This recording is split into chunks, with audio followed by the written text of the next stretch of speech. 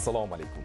O'zbekiston 24 ijodiy jamoasi axborot dasturini taqdim etadi. Studiyada Diyorbek Olimov. Bugun mamlakatimizda muborak kun, ezgulik, mehr-oqibat va saxovat ayyomi muqaddas Qurbon hayiti keng nishonlanyapti. Bu yilgi hayit bayramining shukuhi, fayzu tarovati o'zgacha bo'lyapti. 15 mingdan ortiq yurtdoshlarimiz dunyo musulmonlari bilan birgalikda muborak haj ibodatini ado etayotgan fayzli kunlarda mamlakatimizning barcha joylaridagi masjidlarda millionlab yurtimiz mo'min musulmonlari hayit namozini to'la to'kis ado etishdi. Jarayonlarda prezidentimizning O'zbekiston xalqiga Qurbon hayiti tabrigi o'qib eshittirildi. Yurtimiz tinchligi, xalq farovonligi, oilalar xotirjamligi va mamlakatimiz ravnaqi uchun duolar qilindi. Hayit namozini yuqori saviyada tashkil etish maqsadida barcha hududlarda zarur sharoitlar yaratildi.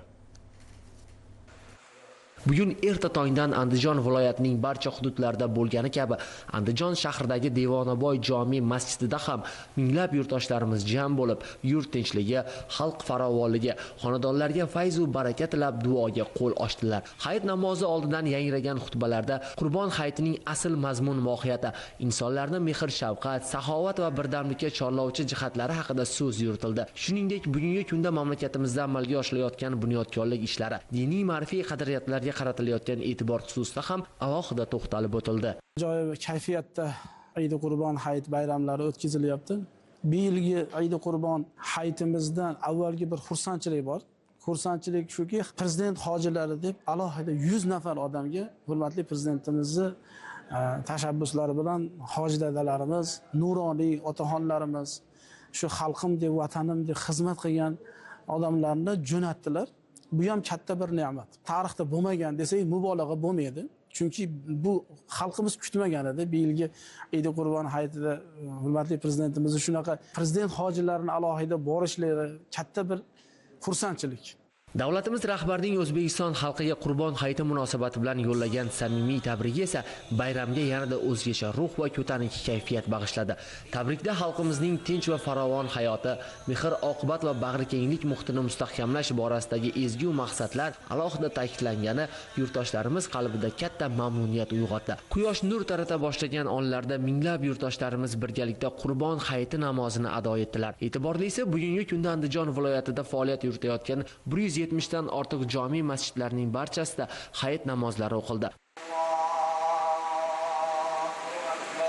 Bayram ibodatlarini ado etgan fuqarolar bir-birlarini qutlab, tinch osuda yurtda yashayotganlari, emin-erkin ibodat qilayotganlari uchun shukronalik izhor etdilar. So'nggi yillarda yurtimizda milliy va diniy qadriyatlarni asrab-avaylash, ularni yanada rivojlantirishga qaratilayotgan e'tibor xalqimiz orasida mehr-oqibat, bag'rikenglik va hamjihatlik muhitini mustahkamlashga xizmat qilmoqda.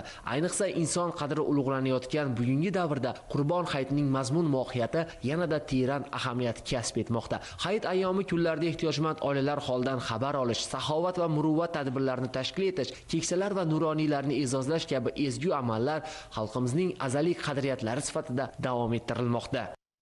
Surxon vohasining ma'naviy markazlaridan biri bo'lgan Termiz shahridagi Al-Hakim at-Termiziy jome masjidida bayram shukuhi erta tongdan boshlandi. Qurbon hayiti namozini ado etish ishtiyoqida majmuaga kelgan minglab hamyurtlarimizning yuz ko'zidagi shodlik, yurtimizdagi tinchlik, osoyishtalik va iymoniy sodiqlikning ifodasi. Mazkur emin-erkinlik va ibodatlar uchun yaratilgan qulayliklar zamirida albatta davlatimizning diniy qadriyatlarimizga bo'lgan e'tibori mujassam. Ibodat oldidan O'zbekiston musulmonlari idorasi viloyat vakilligi xodimlari tomonidan o'tkazilgan ma'rifiy suhbatda bayramning ma'no mohiyati, qurbonlik odoblari hamda insoniylik burchlari haqida ibratli o'gitlar berildi. Shundan so'ng hayit namozi sidqi dildan ado etildi.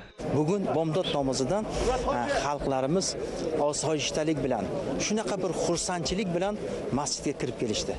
Mana shu xursandchilik bilan Qurbon hayitini ado qildik. Bu Qurbon hayitida biz birinchi avvali Ramazonda muhtaram prezident tomonidan 1 trillion ajratilgan bu xayriya saxovatlarni aytib, xalqqa uning mazmun mohiyatini aytib berdik.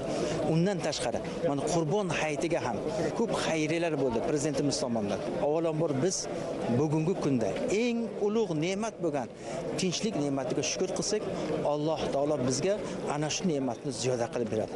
Albatta, mana shunday tinchlikning zamirida muhtaram yurtboshimizning sa'y harakatlari turibdi. U kishining mana shunday bir ulug' kunlarda qilgan xayrlik, saxovatlik ishlari barchamizga o'rnak bo'lib turibdi.